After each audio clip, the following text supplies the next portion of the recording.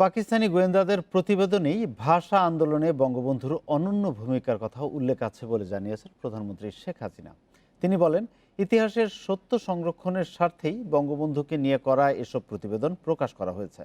ইতিহাসের সঠিক পাঠ নিতে এসব পড়া উচিত। আন্তর্জাতিক মাতৃভাষা দিবস উপলক্ষে বিকেলে রাজধানীতে আওয়ামী লীগের আলোচনা সভায় এসব কথা বলেন প্রধানমন্ত্রী।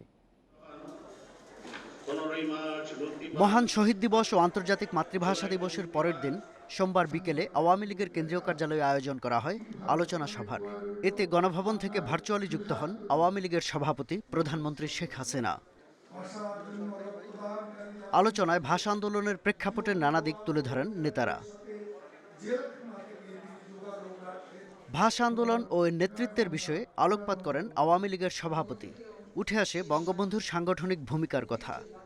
বঙ্গবন্ধু শেখ মুজিবের বিরুদ্ধে পাকিস্তানি শাসকদের গোয়েন্দা সংস্থা ইন্টেলিজেন্স ব্রাঞ্চ যে রিপোর্ট দিয়েছিল, তো সেখানে কিন্তু এই ভাষা আন্দোলনে তিনি কি করেছিলেন, কবে কি লিফলেট তৈরি করে বিলি করেছিলেন, কবে কোন বক্তৃতায় ভাষার কথা বলেছিলেন, ভাষা সংগ্রাম পরিষদ কাদের নিয়ে আবার পুনরায় করা হয়েছিল, কিভাবে তিনি আবার সংগ্রাম করেছিলেন এবং এই সংগ্রাম করতে যেহেতু বারবারই তিনি গ্রেপ্তার হন, তার সমস্ত তথ্য পাবেন।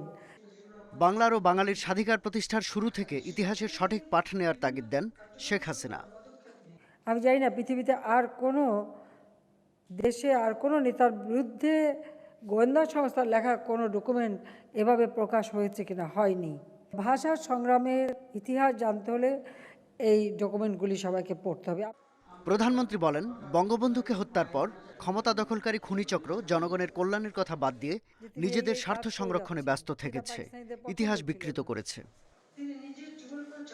শাহাদাত স্বপন, ইন্ডিপেন্ডেন্ট নিউজ, ঢাকা।